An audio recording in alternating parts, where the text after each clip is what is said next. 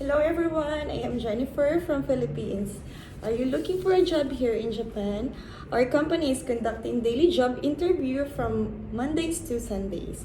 If you are interested, you may come at our office at 1-28 Kanda Sodacho Chiyodaku, Tokyo, or you may call us at 0603-6206-8058.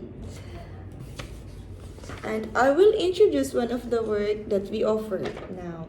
This company is looking for 2 persons for the food production. The work is removing sand, sorting, peeling for the frozen products. The working place is located at Kanagawa, and the salary starts from 25 to 30 man yen. So if you're interested, please come or contact us, and thank you for watching. Please don't forget to like and subscribe.